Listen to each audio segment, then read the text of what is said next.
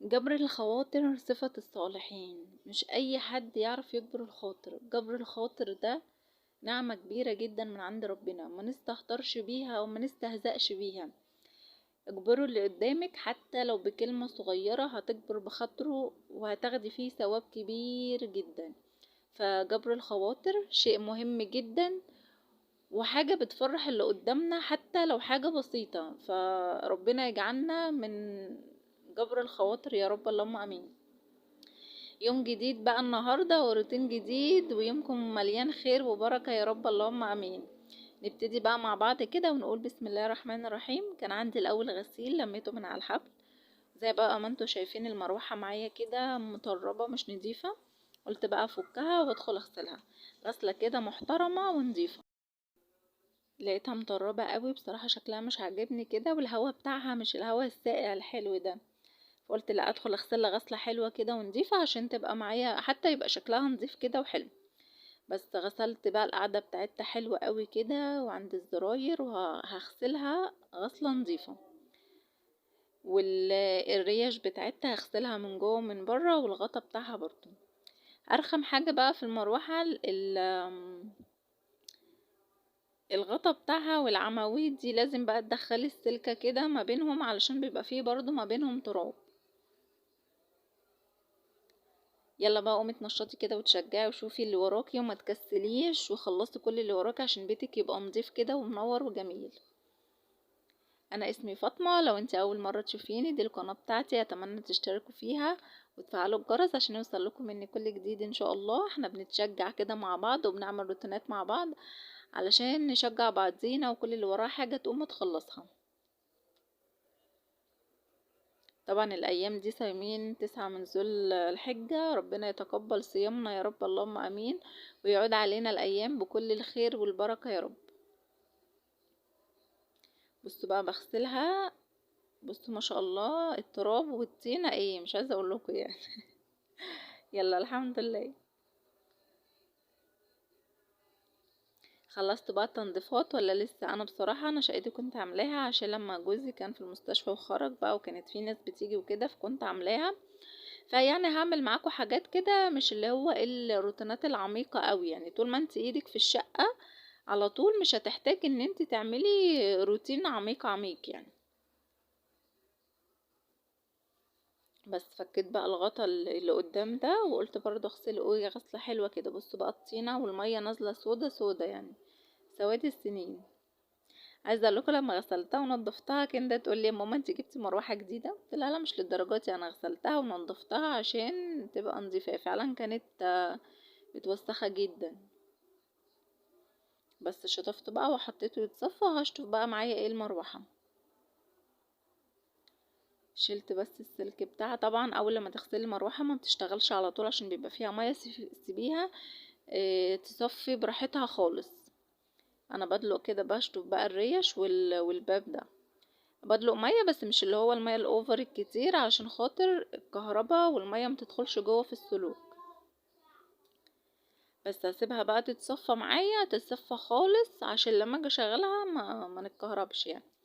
ربنا يحفظنا يا رب، يحفظكم جميعا.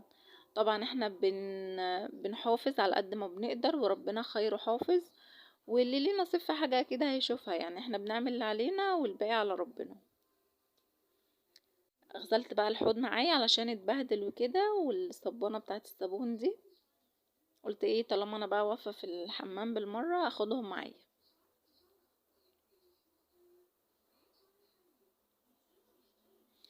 عشان الحوض ابيض طبعا بيبان فيه الاتساخات، بتبقى ظاهره يعني، فلازم اول باول يتغسل. غسلته بقى معايا كده غسله نظيفه وغسله حلوه.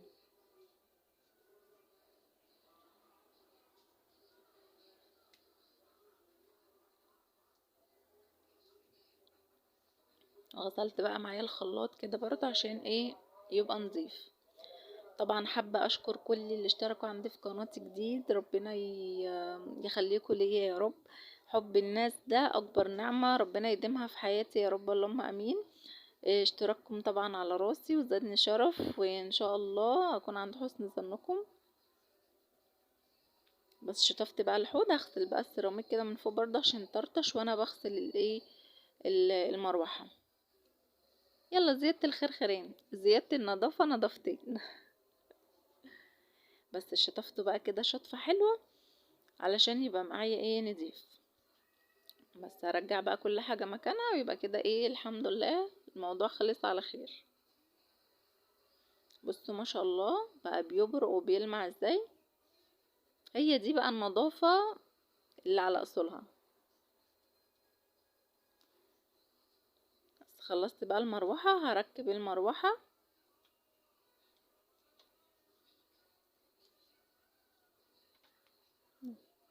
اسيبها بقى واسيبها ايه تتصفى براحتها عشان ما تكهربناش. هو كده كده لما بفتح البلكونه الهوا بيبقى حلو، يعني الدنيا مش بتبقى حر قوي ان انا محتاجاها حالا اشغلها. بصوا بقى كأنها لسه خارجه من الكرتونه بتاعتها. ما شاء الله اللهم بارك. غسلتها بايه بقى؟ حطيت شويه كلوروكس الوان وشويه خل وصابون سائل ومسكتها بقى ايه دعكتها. هنا بقى كنت حاطه دوره في الغساله تتغسل، قلت عقبال ما اخلص المروحه تكون خلصت. هطلعها بقى انشرها.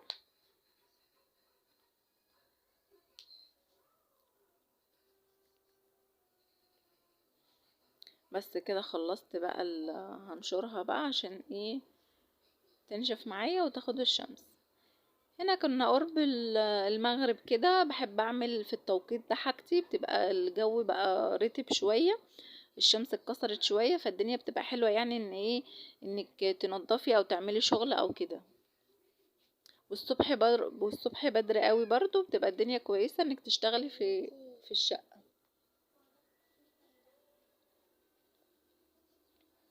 بصوا وانا عكست، المفروض كنت احط الحاجات القصيره قدام والطويله ورا، بس انا عكست. يلا بقى مش مشكله، محدش هياخد باله من كده كده في الدور العالي يعني، فمش هيركزوا قوي ان انا نشر ازاي.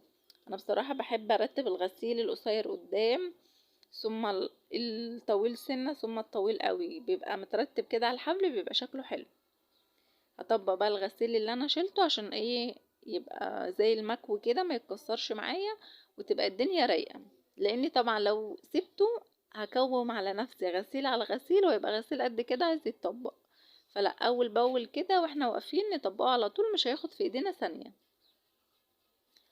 اذكروا الله ورتبوا لسانكم بذكر الله وصلوا على سيدنا محمد صلى الله عليه وسلم وعلى اله وصحبه اجمعين. طبعا احنا في ايام مفترجه، احلى ايام. نستغل الأيام دي وندعي كل اللي نفسه في حاجة يدعي ربنا بيها، وإن شاء الله ربنا يرزقه. وربنا يرزقنا جميعا ويوسع علينا، وأهم حاجة يدينا الصحة والصبر وطولة البال. دي أهم حاجة، الصحة دي كنز ولا يغنيها فلوس ولا كنوز الدنيا كلها، فربنا يديم علينا الصحة والعافية والستر يا رب، اللهم آمين.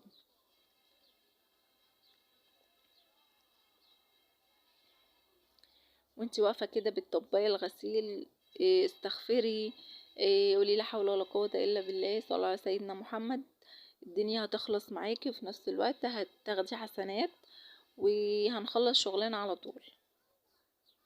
بس خلصت. بصوا بقى الدباديب اللي انا كنت غسلاها بتاعت اوضه الاطفال بقت نضيفة وبقت حلوة. هرجعها بقى كل واحد مكانه علشان ايه ما تبقاش فيه كركبة، والدنيا كده تبقى منظمة وكل حاجة في مكانها.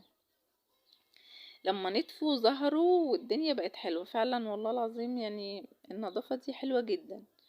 المفرش بقى اللي انا حاطاه فوق التلاجة ده بيحفظ لي التلاجة من الاتربة والاتساخات، غسلته وحطيت بقى الايه الاباجورة القمر دي عليه كديكور كده وشكل يدي شكل حلو. اي حاجة عندك ليها سقف، الدولاب، المطبخ، التلاجة، حطي عليها مفرش.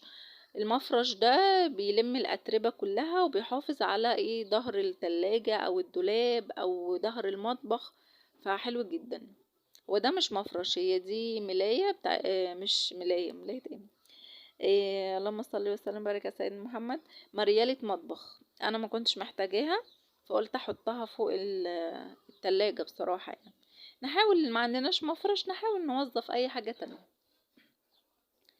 بس هنا بقى كنت جبت سمك، بصراحة بقالنا كتير قوي ما كلناهوش. نضفته كده، هو متنضف جاهز، حطيته بس في شوية مية بخل عشان مكان الناس اللي بتحط السمك وكده فايه يبقى نضيف. الخل ده لازم تنقعي فيه الخضار، اي حاجة جايباها فاكهة لازم تنقعي في خل. غسلته بقى وشطفته شطفة حلوة كده، وعملت بقى الخلطة بتاعته: فلفل حار وفلفل رومي وتوم وخل وليمون وملح وكمون. عاملاها بقى عندي ببطرمان كده، بحفظها في التلاجة وقت ما اجيب سمك تبقى عندي جاهزة. بس فضيت بقى كده، جبت السمك بفتحه كده فتحات عشان ادخل فيها التتبيلة بتاعت السمك، عشان تعرفوا بقى السمك ده صابح ولا بايت. عينيه بتبقى منورة كده زي ما وريتهالك، ولما بتيجي تفتحي كده السمكية، الشوك ما بيطلعش معاكي من قلب السمكية، لو طلع معاكي تعرفي ان السمكية دي بايتة. انا بصراحة بحب السمك جدا، بس بقالنا فترة ما كلناهوش، فقول نفسي راحت له، فقلت ايه اجيب بقى كده على قدنا علشان خاطر ما يفتش، لما بيبات السمك لتاني يوم ما بيبقاش حلو. فتحت بقى كده زي ما اوريكم، وهدخل بقى ايه، هتبله حلو قوي كده من جوه ومن بره، وادخل في الفتحات دي. السمك صابح وجميل، وكان طعمه تحفة ما شاء الله اللهم بارك، ومفيد جدا للاطفال برضو. بس خلصت بقى وحطيت التتبيله، هسيبه بقى في التتبيله شويه عشان التتبيله تاخد من السمك والسمك ياخد من التتبيله. حطيت بقى دقيق وحطيت نشا وملح وكمون وكركم، هنقلبهم بقى حلو قوي. دي التغليفه اللي هنغلف بيها الايه السمك.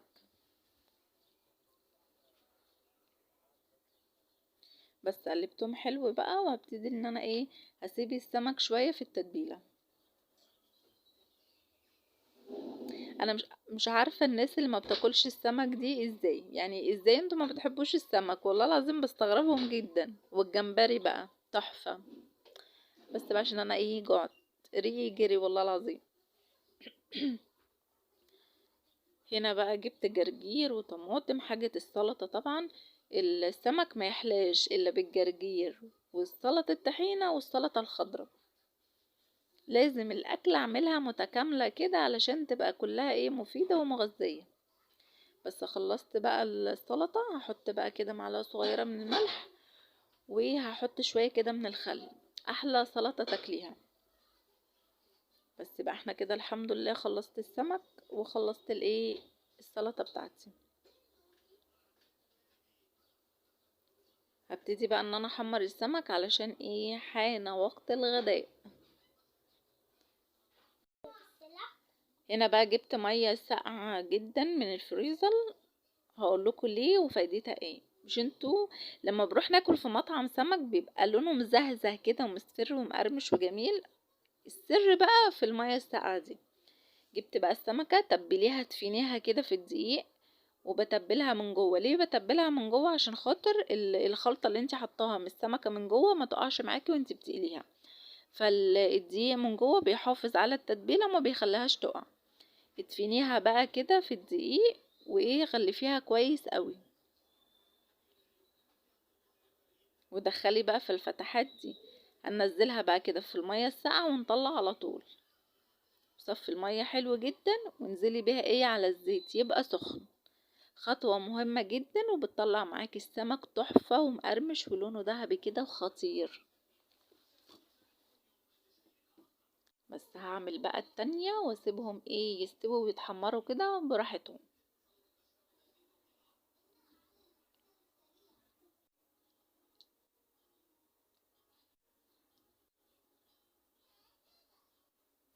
عايزه اقول لكم ان جودي ما بتاكلش السمك.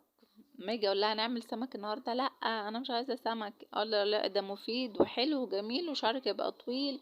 اقعد اقول لها بقى حاجات قد كده عشان ترضى تاكل السمك. اللي كرهها في السمك، في مره كنت بفصص لها وهي بتاكل بلعت الشوكه وقفت في زورها، ففضلت تعيط، ومن ساعتها وهي بتكره السمك. اجي اقول لها فصص لك تقول لي لا انا هفصص لوحدي. مع اني والله العظيم كنت مفصصه لها وشايله الشوك، بس يعني الحمد لله اللي هي جت على قد كده. بصوا بقى اتحمر وبقى حلو ازاي. ببتدي بقى ان انا ايه اطلعه كده، واحطه طبعا على مناديل عشان لو في زيت المناديل تشرب الزيت.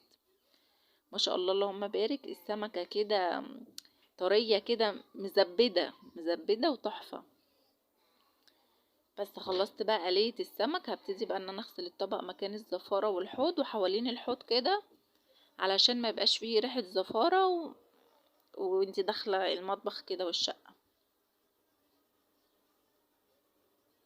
تصبينة حلوة كده من جوه ومن بره في الحوض وحوالين الحوض كده، والخلاط برضه عشان يبقى معايا نظيف.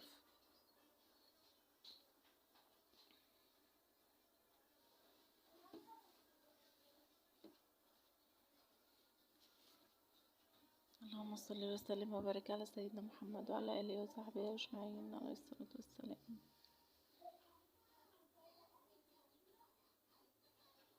بس خلصت بقى كده وشطفته كده شطفة حلوة، والحمد لله كده الدنيا معايا نظيفة، وعملنا غدانا وما وراناش حاجة، خلاص عملنا شغل بيتنا.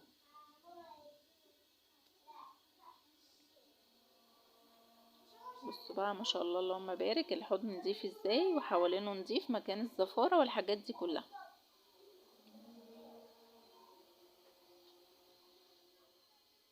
بس هنا بقى كنت خلصت، كنت عاملة الرز، هبتدي بقى ان انا افرغ عشان نحضر الغدا، وبالهنا والشفا، وربنا يديمها نعمة ويحفظها من الزوال يا رب، اللهم امين. طبعا اهم من الاكل تقديمه، قدمي الاكل بشكل حلو وبشكل جميل عشان الاولاد نفسهم يتفتحوا على الاكل. مش شرط ان احنا نقدم الاكل بشكل حلو وكويس لما يكون عندنا ضيوف او عزومات او مناسبات، لا، برضو ان احنا نقدمه في يومنا العادي وروتيننا الطبيعي. بس بصوا الاكل بقى ما شاء الله اللهم بارك، يفتح النفس، والسمك تحفة. وده كان غدانا النهاردة، الحمد لله، ربنا يديمها نعمة. متنسونيش بقى في لايك وتعليق.